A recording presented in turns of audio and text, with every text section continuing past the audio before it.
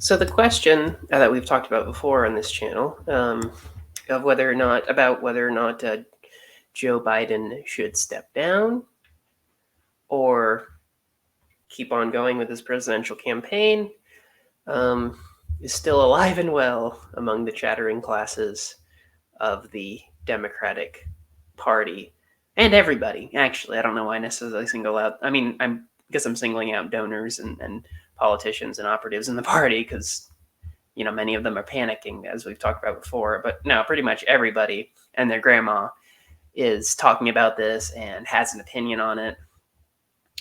This is an NBC article. There's no way out. Democrats feel powerless as elites fall in behind Biden. President Joe Biden is attempting to frame his request to retain his candidacy as him against the elites in Washington. But his interviews, rank and file Democrats, party chairs, background leaders, and elected officials say Biden has it exactly backwards. All along, they say, they felt deep concern about Biden and fielded reservations from voters, as poll after poll has demonstrated, but have felt powerless to act in the face of a White House and Democratic Party that's been under Biden's thumb. I wish I was more brave, said one Democratic state party chair who thinks Biden should step down. The person spoke on the condition of anonymity because they fear retaliation from the president's camp. I would be crucified by them if I spoke out of line, the chair continued. I know when you get out of line, they all of a sudden have a shift of priorities, and your races, your state is no longer on the map. Now they say it's happening again. Even after a disastrous debate performance that was initially met with calls for him to step aside, new revelations from those around the president expressing concerns about his mental acuity and warning signs about future fundraising. One power broker after another is falling in line behind Biden, in some cases after just expressing grave doubts about him. By some accounts from Democrats on Tuesday, that backing felt more akin to a death march in November than a rousing marching for a party nominee. No one is excited, an ally, the president said. Expectations are very low for Biden going forward. Another Democratic House member put it in starker terms. People are very frustrated that the president appears defensive and in denial. He's like the grandpa who refuses to give up the car keys, even though it's not safe for him to drive anymore, the person said. There's also a growing resignation that if Joe Biden insists on remaining our nominee, we will have to make the best out of a bad situation going into the most consequential presidential election in American history. So, I've been torn by this. And I mean, it seems like the situation's getting more and more complicated. Again, some people in the Democratic Party standing behind him no matter what. Even, I think, Gavin Newsom, who some people have tried to say should be the one we replace Biden with. Other Democrats, media outlets are like, no, he has to resign. He can't do this anymore. Biden, of course, is very defensive, which doesn't help the situation. And he's very stubborn. He's been known to be a very stubborn man throughout his political career. He's been stubborn on supporting Israel. He's stubborn now about not stepping down.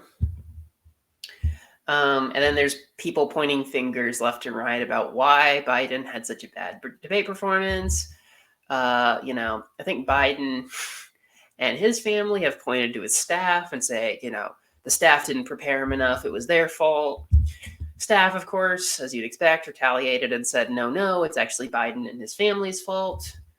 His family's giving him bad advice, insulating him from criticism. And apparently, many of Biden's staffers are afraid to talk to Biden because he has such a temper and because he gets so violently upset when they say something that he doesn't like. So look, man, I feel like we're in a rock and a hard place at this point. Full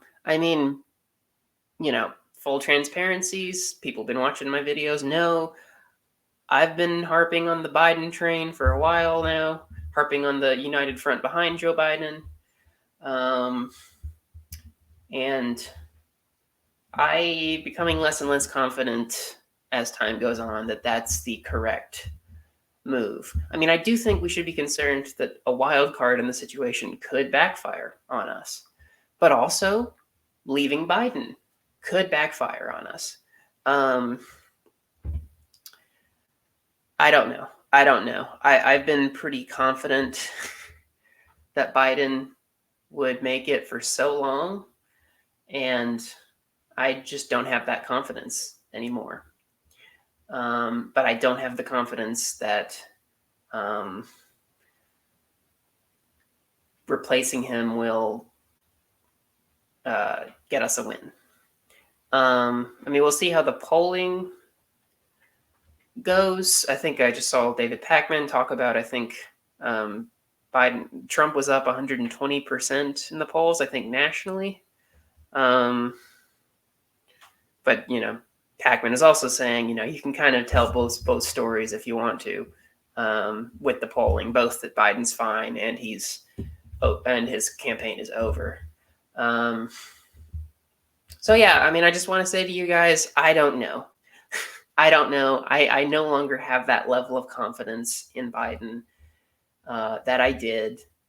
I think replacing him at this late a date is a concern, but I understand why people, desire that outcome. And Biden's not doing himself any favors. I mean, he shouldn't be. He's too old. He is too old to be president. And he's way too stubborn for his own good. And yeah, so it's a difficult situation. I really don't know. I wish I had an answer. I wish I could say, this is really how it should go either way. But I can't say I have that same level of confidence in Joe Biden anymore. It's at this point for me, it's kind of a coin toss whether or not we replace him or not. I don't like to admit I'm wrong, or I don't like to admit when I've changed my mind.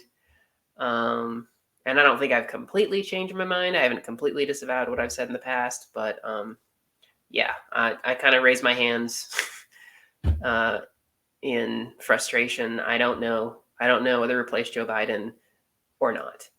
There's a case to be made for both sides, and I really worry that the Democrats will give Trump an opportunity to be in the White House for a second time, and it will have been their fault.